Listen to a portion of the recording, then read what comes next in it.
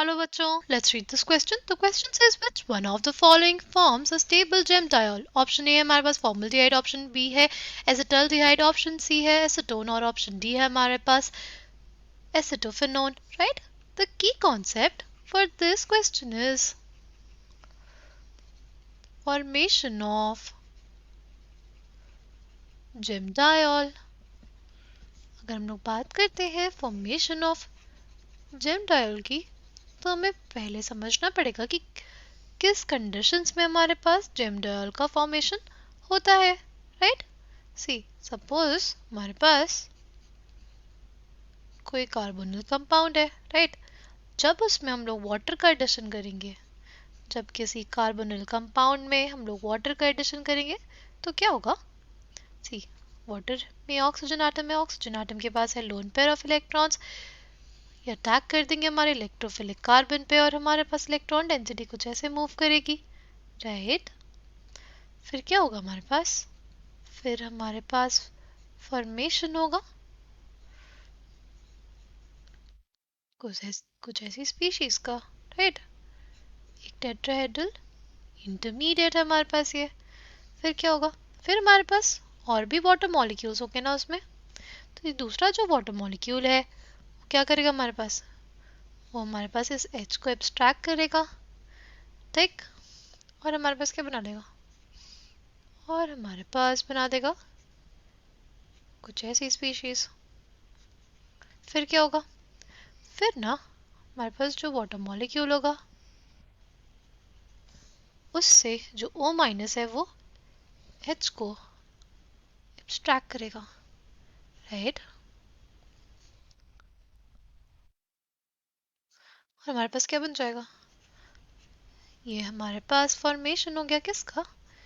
Formation हो गया हमारे पास एक जेम डायोल का, राइट? ये क्या फॉर्म हो गया हमारे पास? ये फॉर्म हो गया जेम डायोल, राइट?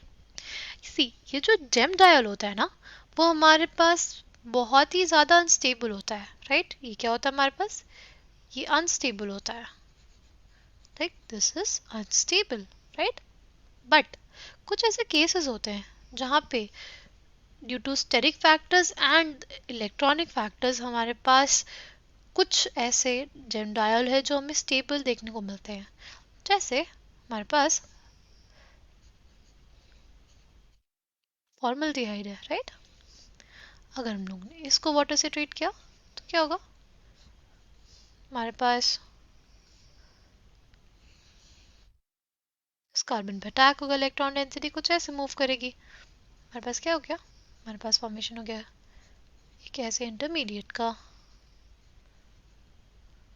ठीक? फिर क्या होगा? फिर ना हमारे पास क्या होगा? फिर हमारे पास ये जो वाटर मॉलिक्यूल है वो आएगा, इस H को एब्स्ट्रैक्ट करेगा, हमारे पास दे देगा कुछ ऐसा इंटरमीडिएट। फिर जो दूसरा वाटर मॉलिक्यूल होगा वो हमारे पास देखने को मिलेगा, उससे ये O माइनस एब्स्ट्रैक्ट करेगा H, ठीक? अब हमारे पास क्या फॉर्म हो गया? ये हमारे पास फॉर्मेशन हो गया एक जेम डायोल का, राइट? जो फॉर्मल्डिहाइड के केस में हमारे पास ये जेम डायोल देखने को मिलता है ना, ये बहुत ही ज़्यादा स्टेबल होता है, राइट? ये हमारे पास क्या होता है? ये बहुत ही ज़्यादा स्टेबल होता है। और इसका रीज़न क्या है? इसका रीज़न हमारे पास होता है स्टेरिक फैक्टर्स, राइट? इसका रीज़न है हमारे पास स्टेरिक फैक्टर्स। जो हमारे पास हाइड्रोजन एटम्स है उनका साइज जो होता है ना वो बहुत ही ज़्यादा छोटा है, राइट? उनका साइज छोटा होने की वजह से अगर हमारे पास एक टेट्राहेड्रल स्पीशीज बनती है तो उसमें रिपल्शन उतना नहीं होता, राइट? क्योंकि देखो अगर हमारे पास बल्की ग्रुप्स होंगे जैसे कि एसीटोन में, राइट? एसीटोन में क्या होता है हमारे पास? ये स्पीशीज हमारी एसीटोन, इसमें जो बॉन्ड एंगल रहता है हमारे पास कितना रहता है? 120 डिग्री रहता है। sp2 हाइब्रिडाइज्ड कार्बन रहता है, राइट? अगर इसमें हम लोग वाटर का एडिशन करें तो क्या हो जाएगा हमारे पास? हमारे पास फॉर्मेशन होगा कुछ ऐसे जेम डायोल का, राइट? अगर हम लोग बात करें इस जेम डायोल की ना इस जेम डायोल में हमारे पास बहुत ज़्यादा रिपल्शंस होंगे। पहली चीज़, हमारे पास जो बॉन्ड एंगल है वो कम हो गया। ये जो बॉन्ड एंगल है, अगर वो टेट्राहेड्रल स्पीशीज में चला जाएगा तो बॉन्ड एंगल कितना हो जाएगा? बॉन्ड एंगल हमारे पास हो जाता है 109 डिग्री 28 मिनट्स के बराबर। अगर बॉन्ड एंगल हमारे पास कम हो गया तो क्या होगा? ये जो हमारे मेटल ग्रुप्स हैं इनके बीच में क्या हो जाएगा? रिपल्शन होने लग जाएगा। यानी स्टेरिक रीजंस की वजह से हमारे पास ये जो जेम डायोल होता है हमारे पास वो स्टेबल नहीं होता। और इक्विलिब्रियम किसको फेवर करता है? Equilibrium favours the keto form, right? हमें कीटो फॉर्म ज़्यादा स्टेबल देखने को मिलता है, ठीक? पर फॉर्मल्डिहाइड के केस में ऐसा नहीं होता। फॉर्मल्डिहाइड के केस में जो हाइड्रोजन एटम्स इनके बीच में रिपल्शन नहीं होता, even if in their gem diol form. Basically हम लोग कहें ना, ये जो फॉर्म होता है ये इस फॉर्म से ज़्यादा स्टेबल रहता है, ठीक? तो हमारे पास क्वेश्चन में यही पूछा था कि कौन सा स्टेबल जेम डायोल देगा, राइट?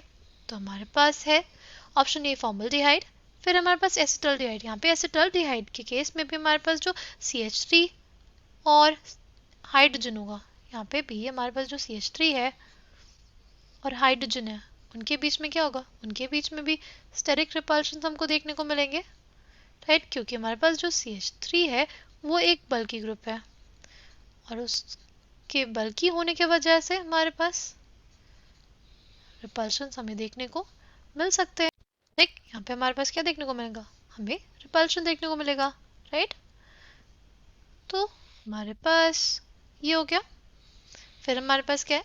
एसीटोन। एसीटोन का हमने देखा था कि हमारे पास यहाँ पे बॉन्ड एंगल कम होने की वजह से जो मेथिल ग्रुप्स के बीच में रिपल्शन होगा और हमारे पास इनके केस में स्टेबल डायोल नहीं मिलेगा, राइट? फिर हमारे पास ऑप्शन डी, इसमें भी हमारे पास क्या है? ये हमारे पास एसिटोफेनॉन और इसमें भी हमारे पास C6H5 और CH3 दोनों बल्की ग्रुप्स हैं और इसकी वजह से इसमें स्टेबल जेम डायोल नहीं मिलेगा। किसके केस में मिलेगा? वो मिलेगा फॉर्मल्डिहाइड के केस में। और option A will be the correct answer for this question. I hope आपको ये बात समझ में आई हो। Thank you and all the best.